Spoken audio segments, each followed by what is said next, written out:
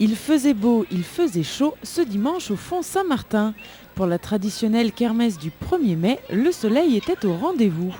L'occasion pour tout le monde de passer un agréable moment. Que ce soit en famille ou entre amis, beaucoup de personnes avaient fait le déplacement pour déguster quelques spécialités étrangères. En effet, grâce à l'amicale franco-italienne, la Porte de l'Espagne et le Centre culturel portugais, les visiteurs ont pu savourer les plats typiques de chaque pays. L'ambiance autour des tables était plus que conviviale et détendue. On parle du beau temps qu'on attendait depuis si longtemps, on évoque les prochaines vacances et on se demande bien évidemment ce qu'on va pouvoir acheter en guise de dessert. En effet, certains stands étalaient avec beaucoup de goût toutes leurs friandises. Alors, pour les gourmands, difficile de résister. Entre pommes d'amour, bonbons, nougats, cacahuètes grillées et bien d'autres, ils n'avaient que l'embarras du choix.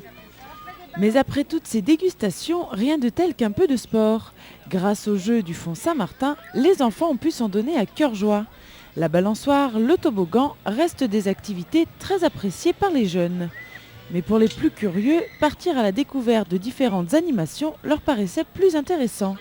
En effet, certains stands proposaient la pêche au canard, la pétanque, du trampoline ou encore des jeux gonflables.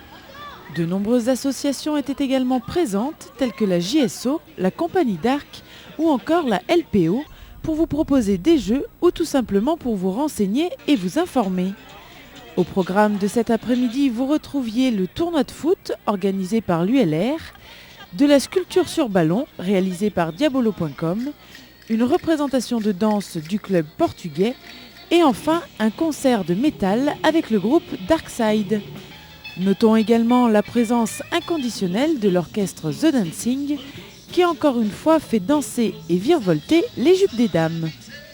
Une après-midi donc bien remplie et placée sous le signe de la convivialité et de la bonne humeur. Il ne nous reste plus qu'à espérer un 1er mai aussi ensoleillé pour l'année prochaine.